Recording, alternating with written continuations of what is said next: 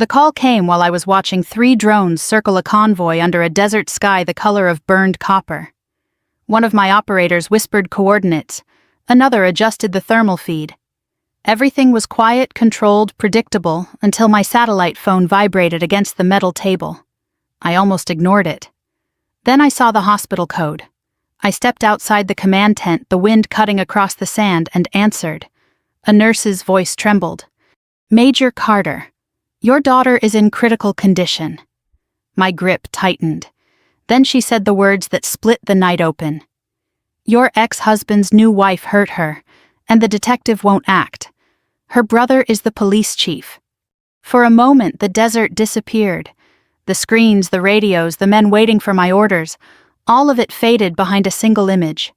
Lily's small hand wrapped around my finger the day I deployed last spring. She had tried to be brave, her chin lifted the way she'd seen me do in uniform, but her eyes betrayed her. "Come back fast, Mom," she had whispered. I promised I would. I always kept my promises. "Major," the nurse said softly, as if afraid I'd dropped the call. "I'm here." My voice sounded steady, almost detached. Years of command had trained me to keep emotion behind glass. "Tell me exactly what happened."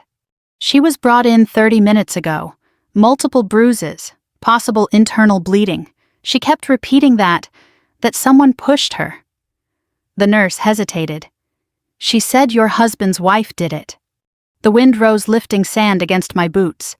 Inside the tent, I could hear one of my sergeants calling for confirmation on a grid coordinate. The mission was still running. A convoy suspected of moving weapons across the border. Intelligence suggested we had one chance to confirm before they disappeared. I should have gone back inside, finished the operation, handed off responsibility the proper way. That's what protocol demanded. But Lily was 8 years old. "Is she conscious?" I asked. "She's drifting in and out. We've sedated her for imaging." "Major, you should come." I closed my eyes for a second, letting the desert air burn my lungs. "Where is her father?" "He's here, and his wife." The nurse lowered her voice. "The police have already ruled it an accident." Of course they had. "And the detective?" "He said there's no evidence of foul play. He wouldn't even take a statement from the neighbor who heard yelling." Another pause. "Major, the police chief arrived 10 minutes ago. He's her brother." The quiet inside me hardened. I had seen this pattern before in places far less polite than suburban America. Power protecting itself, truth buried under authority. Only this time it wasn't a stranger caught in the system. It was my daughter. "I'm coming," I said. When I stepped back into the command tent, the room snapped into focus. Screens glowed, maps flickered. My executive officer looked up immediately. "Ma'am." I walked to the table and studied the drone feed. The convoy moved slowly along a dirt road, heat signatures shifting inside the vehicles. Everything depended on the next 10 minutes. My decision would affect not just the mission, but the safety of units waiting downrange. I knew that. I also knew something else: leadership sometimes meant trusting the team you built. "Captain Ruiz," I said quietly. "Yes, ma'am." "You have the mission." He blinked, surprised. "Ma'am." "My daughter's been hospitalized. I'm leaving." I tapped the screen. "Continue surveillance. Confirm payload before escalation. If you lose visual, abort. No risks." Ruiz nodded, his expression sharpening with responsibility. "Understood." I turned away before the weight of the decision could settle. Outside, the desert night felt colder. I walked toward the operations trailer, already dialing command for emergency transport. Each step felt measured, deliberate, the way I moved before stepping into uncertain territory. While I waited for the line to connect, memories surfaced uninvited. Lily sitting at the kitchen table doing homework while I packed for deployment. Her careful handwriting, the way she stuck her tongue out when concentrating. Daniel leaning in the doorway, arms crossed, watching me with that familiar mixture of admiration and resentment. He used to say he admired my discipline. Later he called it distance. Somewhere along the way, admiration turned into something else, something brittle. The line clicked. Operations command. "This is Major Carter. I need immediate transport stateside. Family emergency." There was a pause. "Understood, Major. We'll arrange the fastest available aircraft." I ended the call and stared out at the horizon. The desert stretched endlessly silent and indifferent. Somewhere across an ocean, my daughter lay in a hospital bed surrounded by people who might already be deciding her story for her. I imagined Rachel Daniels' new wife with her practiced smile, her soft voice that always seemed just a little too careful. The first time I met her, she had complimented Lily's dress, then suggested boarding school 5 minutes later. I remembered the unease I felt, the instinct I couldn't fully articulate. Now that instinct roared inside me. My phone vibrated again, the same nurse. "Major, she asked for you." The words pierced deeper than anything else. What did she say? She whispered, "Don't let her come back." Then she lost consciousness. I pressed my hand against the metal railing beside me. The cold steadied me. "Listen carefully," I said. "Document everything, every bruise, every statement. Don't let them move her without your supervisor present." "I understand." "And the police chief? He's speaking with the detective now."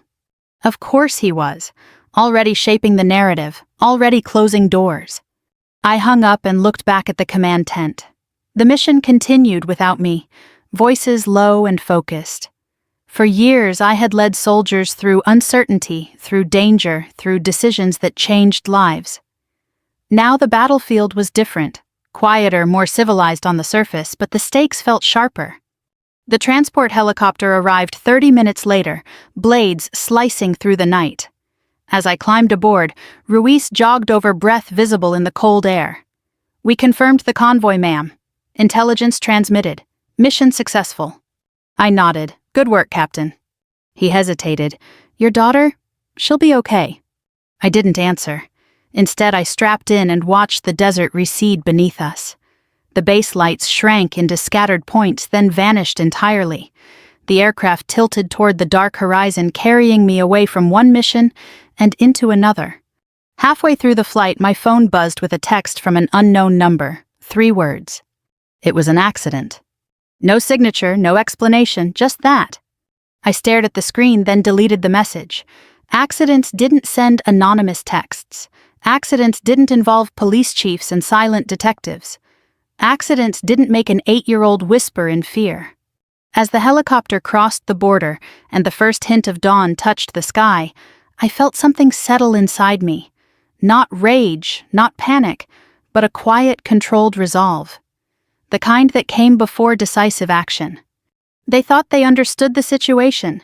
They thought they could close ranks, label it a fall, and move on. They thought I was just a divorced mother flying home to accept what I was told. They had no idea who they had just crossed.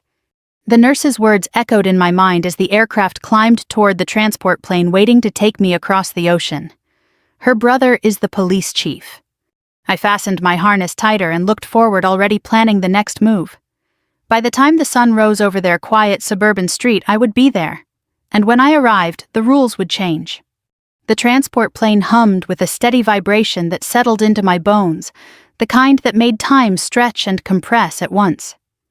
I sat strapped into a narrow seat, a dim overhead light casting long shadows across the cargo bay. Around me, 2 enlisted crew members spoke quietly over paperwork, their voices blending with the drone of engines. I tried to close my eyes, but every time I did, Lily's face appeared pale, frightened, asking me not to let someone come back. I replayed the last conversation I had with her. It was 3 days before the incident.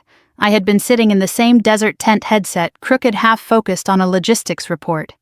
Lily called on video, her hair messy, one sock missing. She always forgot the second sock.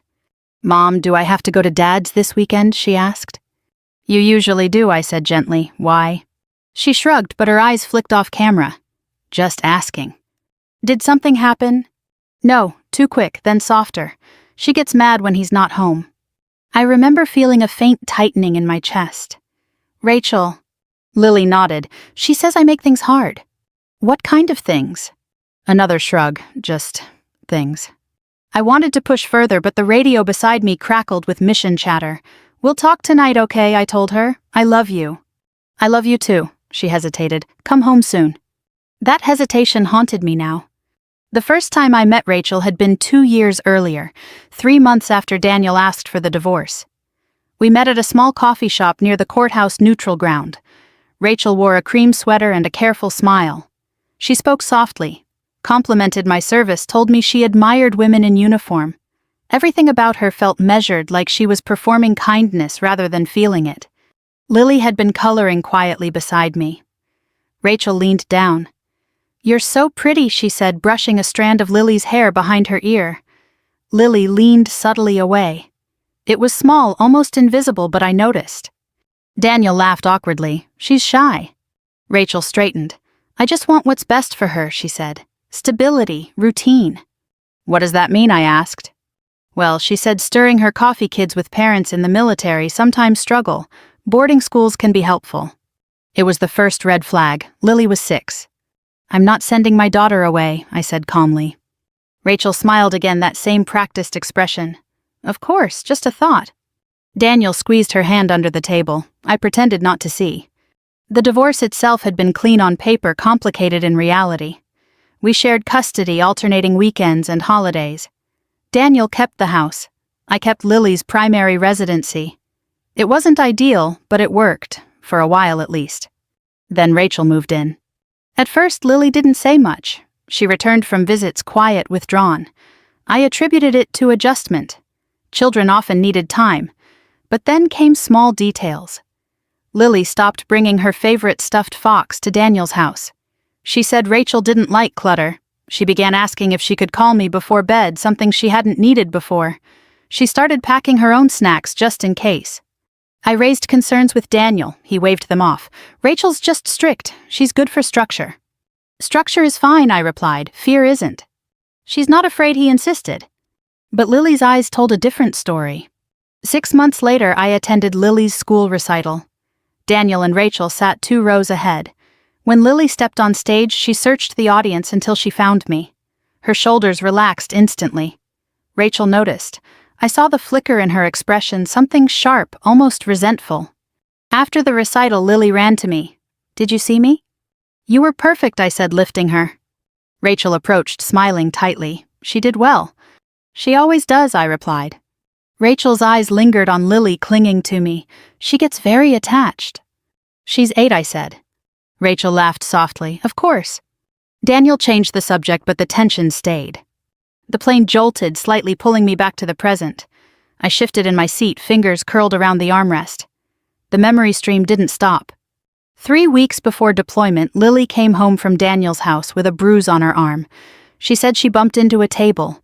It looked more like a grip mark. I photographed it anyway. Daniel called me paranoid. "Kids get bruises," he said. "Not shaped like fingers," I replied. "You're overreacting." Rachel took the phone then. "Major Carter, with respect, we're doing our best." Her tone was polite, but something underneath it felt cold. "I'm documenting this," I said. "Do whatever you need," she answered calmly. That calm bothered me more than anger would have. The engines deepened as the aircraft began its long descent toward refueling. I rubbed my temples, exhaustion creeping in. I hadn't slept.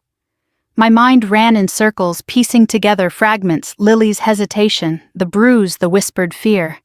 None of it proved anything alone. Together it formed something darker. Another memory surfaced the last time I saw Rachel in person. It was the morning I deployed. Daniel had dropped Lily off early. Rachel stayed in the car. Lily hugged me tightly. "Don't go," she whispered. "I have to," I said softly, "but I'll call every day." She nodded, then glanced back at the car. Rachel watched through the windshield, expression unreadable. As Daniel turned to leave, Rachel rolled down the window. "We'll take good care of her," she said. I met her eyes. I expect nothing less. She smiled faintly. "Of course." The memory ended with the image of Lily standing between us, small, silent, caught in a space she didn't choose. The crew chief walked past, checking straps. "We land in 40 minutes, ma'am." "Thank you," I replied. I looked down at my hands. They were steady, years of training. But inside something burned, slowly controlled. Not rage, not yet. Just a growing certainty that the pieces were aligning into something deliberate. My phone buzzed again, a message from the nurse. "She's stable, still critical." I exhaled slowly. Then another message arrived from Daniel. "It was an accident. Rachel tried to help her. Please don't make this worse." I stared at the words. The same phrase again. Accident. As if repeating it enough would make it true. I typed a reply, then erased it. There was nothing to say yet. Words would come later after facts. Outside the small window, the horizon glowed faintly with approaching dawn. Somewhere beyond that light was a quiet suburban street, a house where my daughter had been hurt and people already closing ranks. I leaned back, letting the engine noise fill the silence. The next phase would begin soon, and once it did, everything would change. The hospital smelled like antiseptic and overbrewed coffee, the same everywhere, whether you were in a military facility overseas or a quiet town in America. I walked through the sliding doors, still wearing my field jacket boots, dusty from travel exhaustion, sitting behind my eyes. The receptionist looked up, startled for half a second, before professional calm returned. "I'm here for Lily Carter," I said. Her fingers paused above the keyboard. "ICU, second floor." The elevator ride felt longer than the entire flight home. I watched the numbers change, each one tightening something in my chest. When the doors opened, the hallway was quiet, fluorescent lights humming softly. A nurse stood near the desk. She recognized me instantly. "Major Carter." "Yes." Relief washed across her face. "She's stable for now, but she's still in critical condition." I nodded. "Where is she?" The nurse led me down the corridor. "Your ex-husband is inside, and his wife." I stopped walking. "I want to see her alone first." She hesitated. "They've been insisting." I said alone. Something in my tone made her nod immediately. She stepped ahead, gently knocking before opening the door.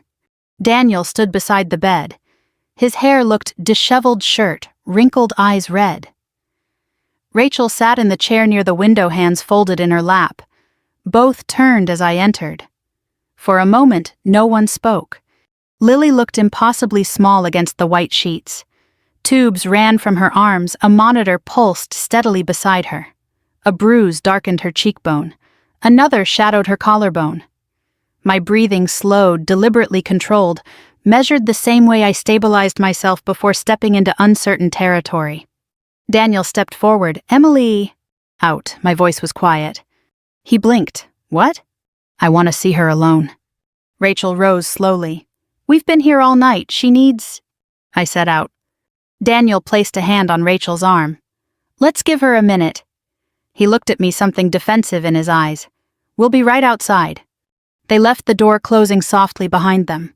The room fell silent except for the steady rhythm of the monitor. I moved to the bedside and took Lily's hand carefully. It felt warm, fragile.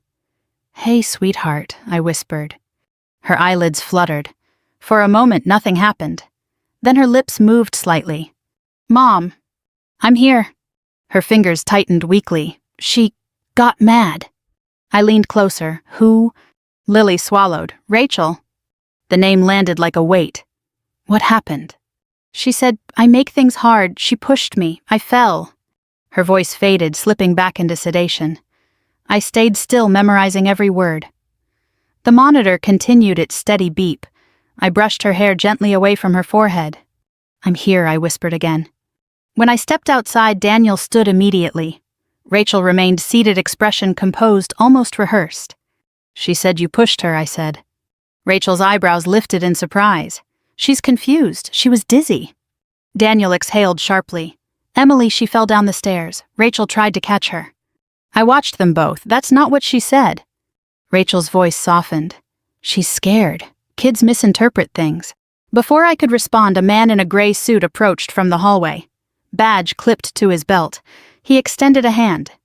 "Detective Harris." I ignored the hand. "Have you taken her statement?" "She's sedated. We'll talk later." "She already spoke." He shrugged. "Kids say a lot when they're scared." "She said she was pushed." His expression didn't change. There's no evidence of that. I studied him. Calm, dismissive, already decided. "What about the bruising pattern?" I asked. "Consistent with a fall." "Did you check the stairs?" "Yes." "Any witnesses?" He hesitated. "No reliable ones." The nurse who'd called me shifted slightly behind the desk. I noticed the movement. Harris noticed it too. "This appears to be a household accident," he concluded. I stepped closer. "You reached that conclusion in under 2 hours." "We see these cases all the time." Rachel folded her hands. "This is getting out of hand." Daniel rubbed his face. Emily, please, let's not turn this into something it's not. The hallway felt suddenly smaller. My instincts sharpened the same sensation I felt when intelligence didn't align with reality. Something was off, too quick, too tidy. Is there security footage? I asked. Harris shook his head. Camera system malfunctioned. Convenient. What about neighbors? No one saw anything. The nurse behind the desk cleared her throat quietly. Harris glanced at her, then back at me. This is closed unless new evidence appears. Closed already. Rachel stepped forward slightly. Emily, I know this is hard, but we all want what's best for Lily. I looked at her hands, perfectly steady. You pushed her, I said quietly. Rachel's eyes widened. That's absurd. Daniel's voice rose. Enough. I turned away from them and walked toward the window at the end of the hall. Outside, early morning light touched the parking lot. Ordinary cars, ordinary lives. Inside, something far from ordinary was unfolding and being buried. Footsteps approached behind me. The nurse who'd called me spoke softly. She told me the same thing. I didn't turn when, right before sedation, she said, "Don't let her come back." My jaw tightened. Did you tell him I gestured toward Harris?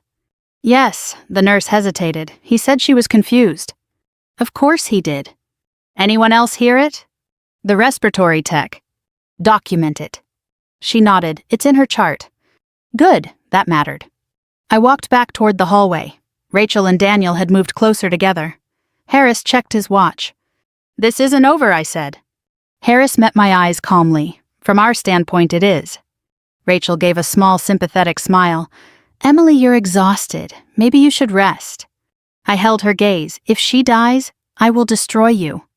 The words came out flat, controlled. No shouting, no drama, just certainty. Rachel's smile faltered for half a second. Daniel stepped between us. You're not thinking clearly. Maybe not, but clarity wasn't always loud. Sometimes it was quiet, like the moment before a decision. I turned away and pulled out my phone. There was one call I hadn't made yet. Not to a lawyer, not to local authorities. Those channels were already compromised. I dialed a number from memory. It rang twice. Colonel Hayes. This is Major Carter. A pause. Emily, you're stateside. My daughter's in ICU, suspected assault. Local police won't act. His tone sharpened instantly. Explain. I watched Rachel and Daniel through the glass. The suspect's brother is the police chief. Another pause, then quietly understood. I need help. You have it. I ended the call and slipped the phone into my pocket. Across the hallway, Rachel whispered something to Daniel. Harris began walking away, case already filed in his mind. They thought the situation was contained. They thought silence meant control. They were wrong. Colonel Hayes didn't ask unnecessary questions. That was one of the reasons I called him instead of anyone else. He understood escalation, understood jurisdiction, understood how quickly a situation could shift when local authority was compromised. 10 minutes after our call, my phone vibrated again. I stepped into the stairwell before answering. I've looped in CID and JAG, he said without preamble. Before we move forward, I need clarity. Is your daughter a military dependent under your orders? Yes, she's listed in my file. And you're currently deployed under federal authority? Yes. He exhaled quietly. Then this crosses into federal jurisdiction if foul play is suspected. That's what I thought. What evidence do you have? Verbal statement from the victim before sedation. Nurse and respiratory tech heard it. Bruising inconsistent with fall. Local detective closed case within 2 hours. Suspect's brother is the police chief. Silence on the line, not doubt calculation. Send me everything he said. I will. And Emily? Yes. If this moves the way I think it will, it won't be quiet. I'm not looking for quiet. I didn't think you were. The call ended.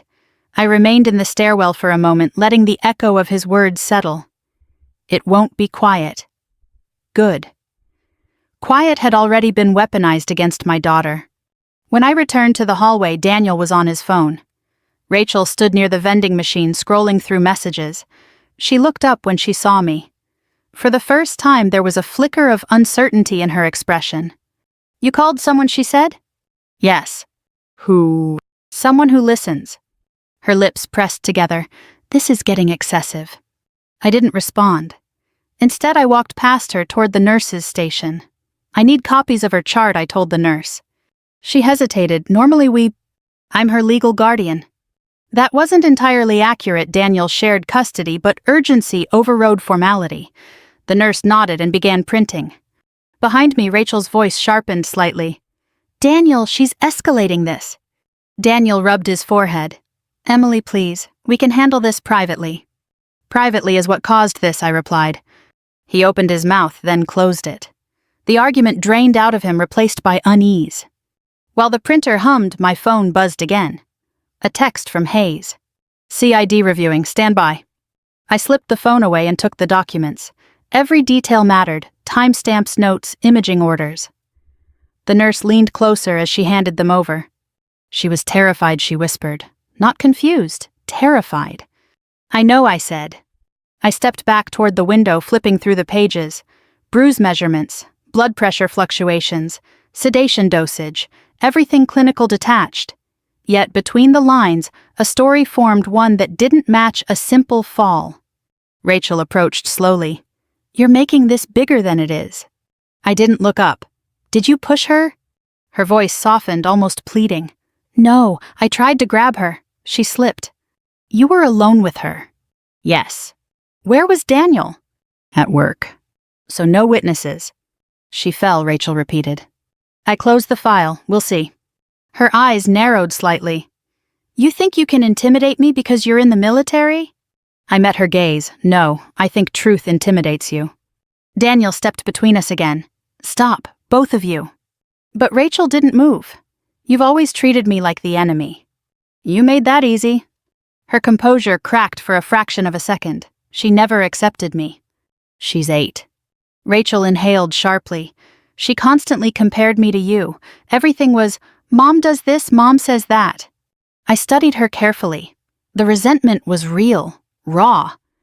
Beneath the polite veneer, something deeper simmered. She's my daughter, I said. Rachel laughed quietly, humorless. Exactly. The word hung in the air longer than it should have. I filed it away. Daniel looked confused. Rachel?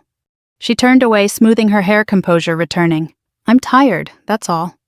My phone vibrated again. I stepped aside to read the message. CID requests photos of injuries, sending team liaison. Faster than expected. I glanced toward Rachel. She watched me carefully now, the confidence draining gradually. She didn't know what CID was. She didn't know what jurisdiction meant once federal authority stepped in. She only sensed the shift. Daniel noticed too. What's going on? Nothing yet, I said. Emily. Just wait. He looked between me and Rachel, unease growing. The elevator doors opened at the end of the hall. A man in civilian clothes stepped out, posture, straight eyes scanning. He walked toward the desk, flashed a credential briefly. The nurse nodded and pointed toward me. He approached. Major Carter. Yes. Agent Collins, CID liaison. Rachel's breath caught audibly. Daniel stared. The detective Harris, who had been speaking with another officer down the hall, turned sharply. This is a local matter, Harris said, approaching quickly. Collins remained calm. We're reviewing potential federal implications. There are none, Harris replied. Collins smiled faintly. We'll determine that. Rachel stepped back, color draining from her face. Daniel? He didn't answer. Collins turned to me. We'd like to photograph the injuries and review statements. Of course. Harris stiffened. You don't have jurisdiction. Not yet, Collins agreed, but we're assessing. That word assessing shifted everything.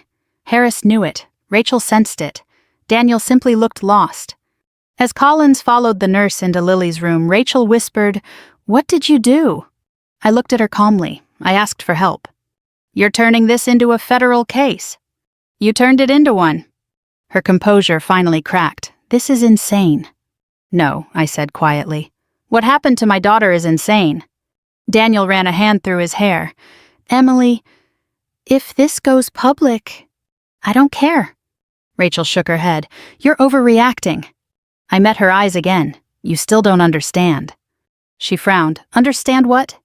I leaned slightly closer, my voice low controlled. You think this is a custody argument, a family disagreement, a divorced mother being dramatic. Her silence stretched. "It's not," I continued. "You hurt a military dependent while her parent was deployed, and you tried to bury it." Rachel swallowed. "And now," I said, "people who don't answer to your brother are involved." For the first time, real fear appeared in her eyes. They still didn't know who I was, not fully, not yet. But they were starting to understand that the ground beneath them was shifting slowly, irreversibly. And by morning it would collapse entirely. Morning arrived quietly, the way it always does in hospitals, filtered through narrow windows, softened by fluorescent lights that never fully turn off. I hadn't slept. I sat beside Lily's bed listening to the steady rhythm of the monitor, watching her chest rise and fall. The bruising looked darker in daylight. Real, undeniable. Every mark felt like a sentence written across my patience. Agent Collins had finished documenting the injuries an hour earlier. He worked methodically, speaking little, photographing from multiple angles. Rachel had stood in the hallway, arms wrapped tightly around herself, watching like someone witnessing a slow unraveling. Daniel paced. Detective Harris lingered nearby, his posture rigid, his confidence thinning with every click of the camera. When Collins stepped out, he nodded to me. "We've transmitted the images. Preliminary review underway." "How long?" I asked. "Not long." He meant it. The hallway felt heavier now, as if everyone sensed the invisible shift. Harris tried to reassert control, speaking quietly into his radio. Rachel whispered urgently to Daniel. Neither approached me. They watched instead, uncertain, waiting. At 8:12 a.m., the elevator doors opened again. This time, 3 people stepped out. 2 in dark suits, 1 in uniform, not local police, military police. Their presence changed the air instantly. Conversations stopped. Even the nurses behind the desk straightened unconsciously. Agent Collins walked forward to meet them. Quick handshakes, low voices, professional efficiency. Then all 3 turned toward me. "Major Carter," the woman in the suit said. "I'm Special Agent Monroe, CID. This is Captain Adler, JAG Corps, and Sergeant Whitman, Military Police." Rachel's breath caught audibly. Daniel stared openly. Harris stepped forward. "This is unnecessary," he said. "We already determined." Monroe cut him off politely. "We're conducting a federal review." "There's no federal jurisdiction," Harris insisted. Captain Adler spoke calmly. "There may be. We're evaluating whether a military dependent was intentionally harmed while the service member parent was deployed." Harris opened his mouth, then closed it. Rachel looked at Daniel. "What does that mean?" He didn't answer. Monroe turned to me. "We'd like to speak privately." We stepped into the small consultation room. The door closed behind us.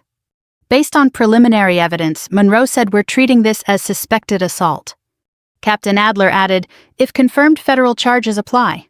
Obstruction by local authorities would also be reviewed." I nodded once. No surprise, just confirmation. "Do you believe the local police interfered?" Monroe asked. "Yes." "Why?"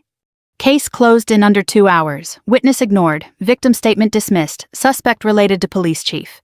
Adler exchanged a glance with Monroe. "Understood." "Next steps?" I asked. "We secure the scene," Monroe replied. "Retrieve digital evidence. Re-interview witnesses. If probable cause emerges, we detain." The word detain hung quietly in the room. I thought of Rachel's steady hands, her calm voice, her resentment barely hidden.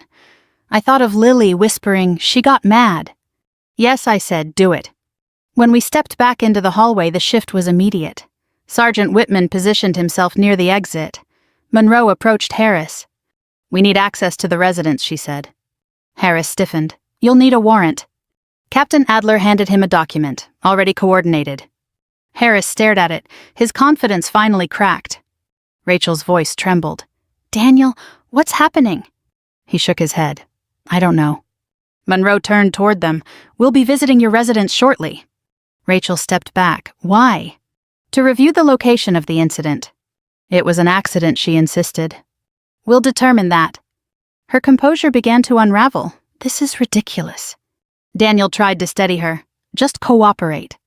She pulled her arm away. "You said this wouldn't—" She stopped herself. I watched silently. No need to speak. The process was moving. An hour later, they left for the house. I remained at the hospital. Lily stirred once, whispering something incoherent. I held her hand, grounding myself in the present. Whatever happened next, this was why I was here. At 10:03 a.m. my phone buzzed. Entering residence now? I imagined the house narrow staircase, polished wood railing, the place Lily had described months earlier. I pictured Rachel moving through those rooms, confident, believing everything was under control. That belief was dissolving now. Another message followed 15 minutes later. Camera system located, hard drive removed. Removed, not malfunctioned. My jaw tightened. Then, checking cloud backups. The waiting stretched. Each minute felt deliberate. Outside the window, morning traffic moved normally. People walked dogs, carried coffee, lived ordinary lives. Inside, the quiet pressure built. Daniel returned first. He looked pale, disoriented. He avoided my eyes. Rachel wasn't with him. Where is she? I asked. They asked her to stay, he said quietly. For questioning. He nodded. What did they find? He swallowed. I don't know, they wouldn't say. We sat in silence. Daniel stared at the floor.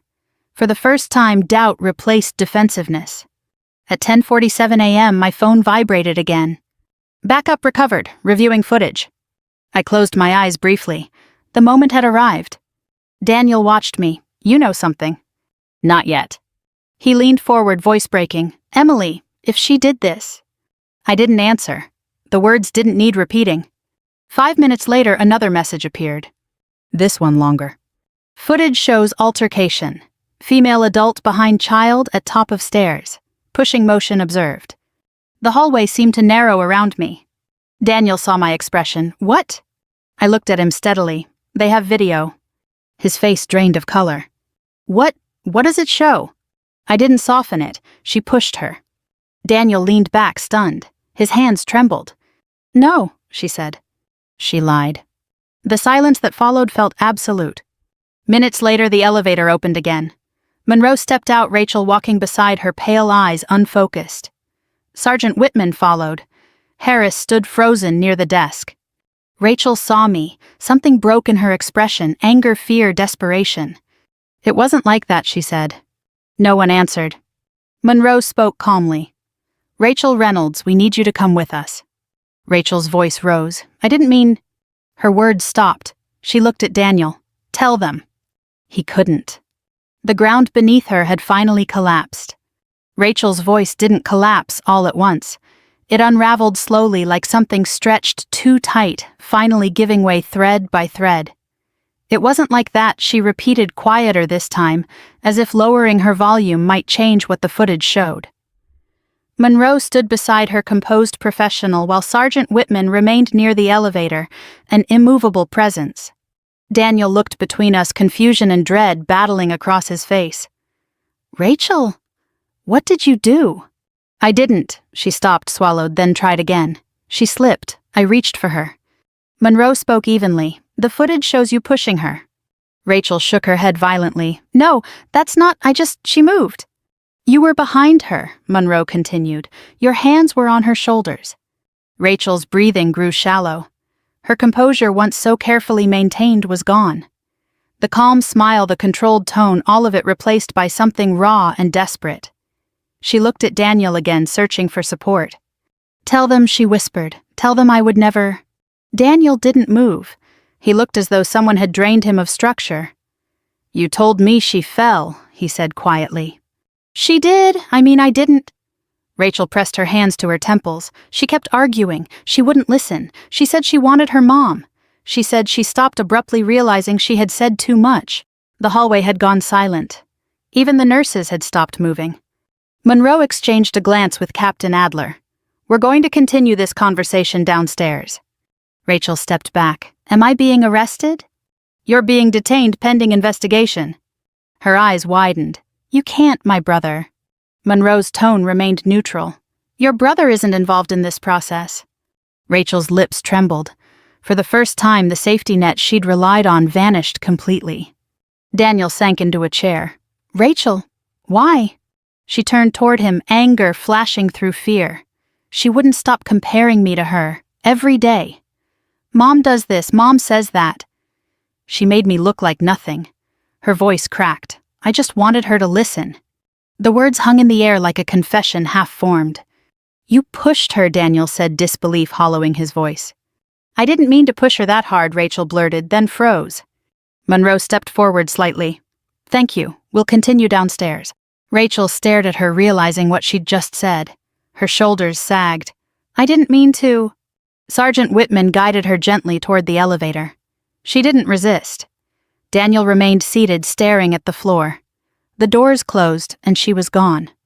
The silence afterward felt heavier than the confrontation itself. Daniel covered his face. I didn't know. I believed him.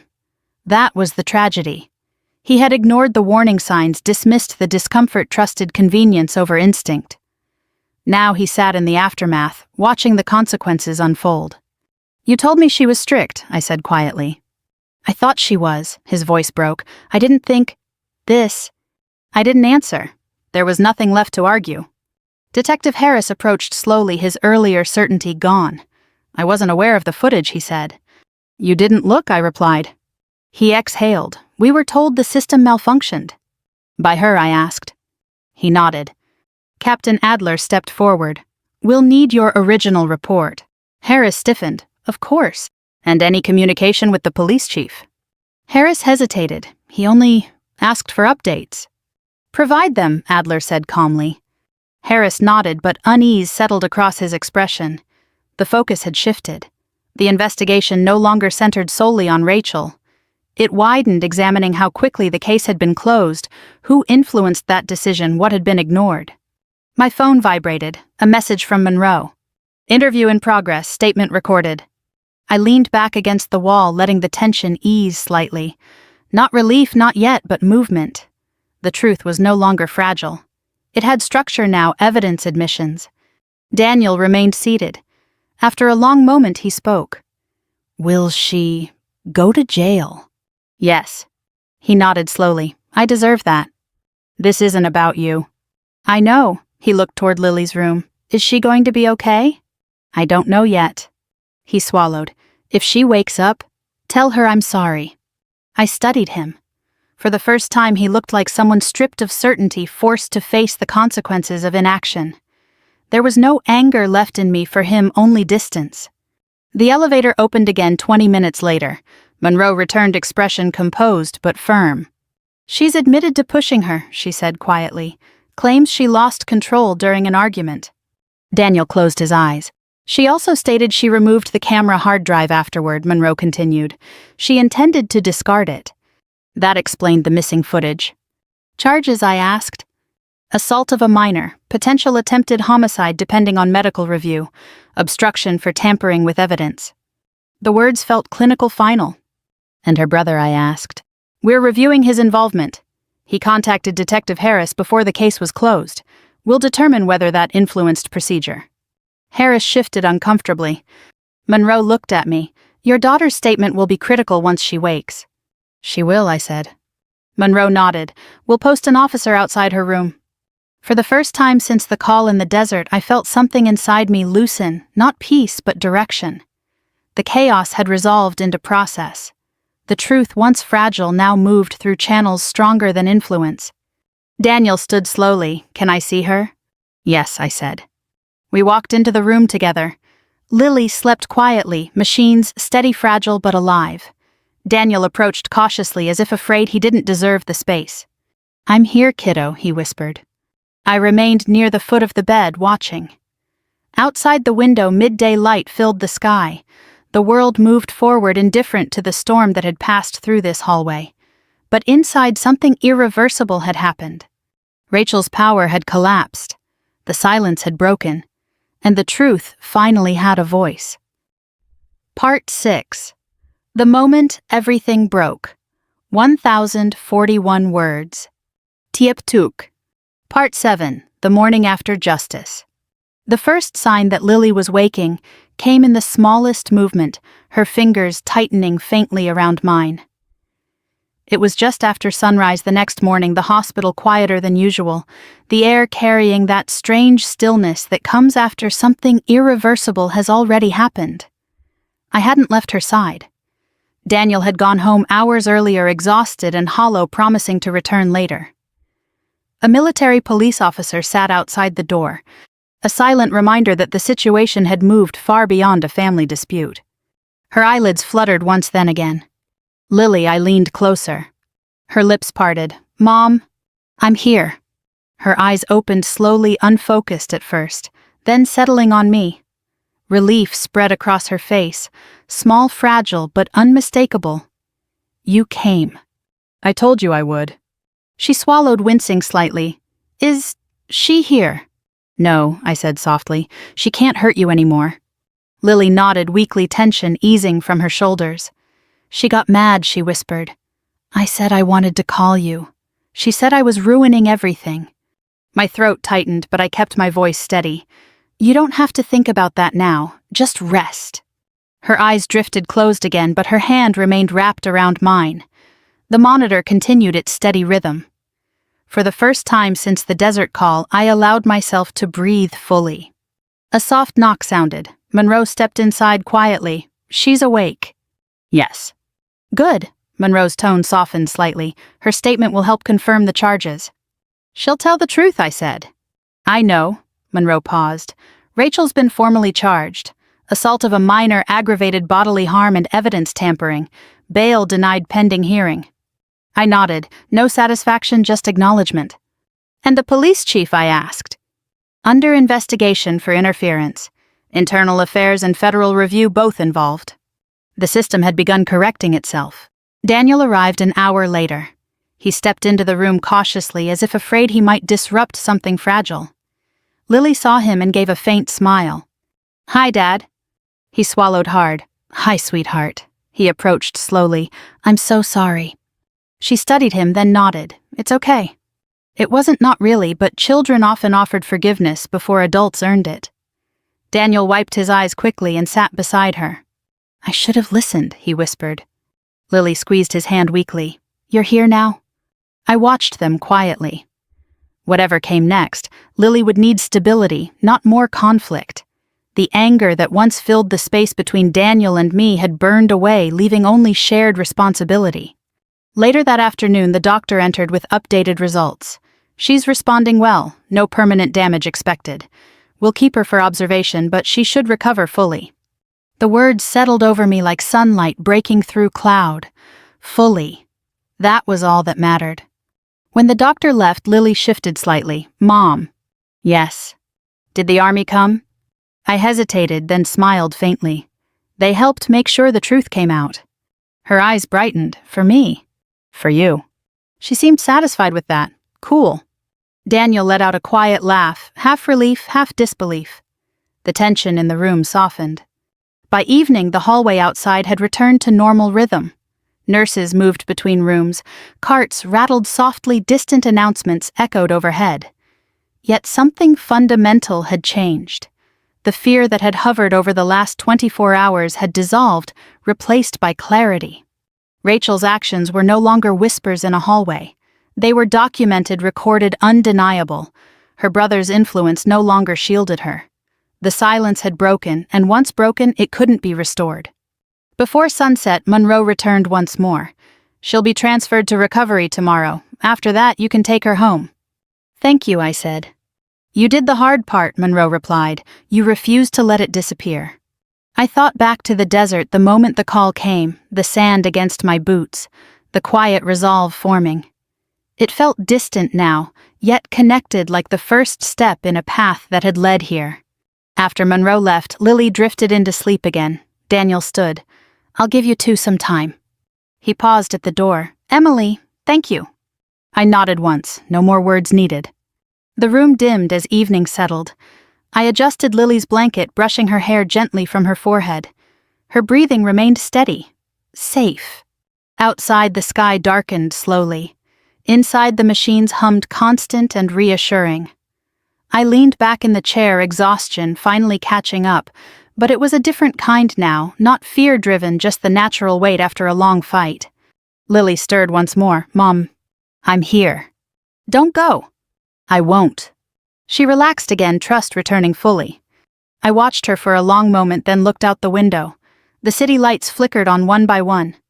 Somewhere beyond them, life continued, quiet streets, ordinary homes, families unaware of the storm that had passed here. and that was how it should be. Justice didn't need to be loud. Sometimes it simply meant restoring what should never have been taken. If you've ever stood in a moment where the truth felt buried, where power seemed stronger than fairness, you know how easy it is to stay silent. But silence is what lets harm grow. Speaking up even when it's uncomfortable, even when it feels impossible, is what changes everything. If this story moved you, I'd like to hear your thoughts. Have you ever faced a moment where you had to stand up for someone you love? Tell me in the comments below and share where you're watching from. We read every message, and your voice helps keep stories like this alive. There are many more journeys like this ahead, so consider subscribing so you don't miss the next one. Let's keep walking this path together.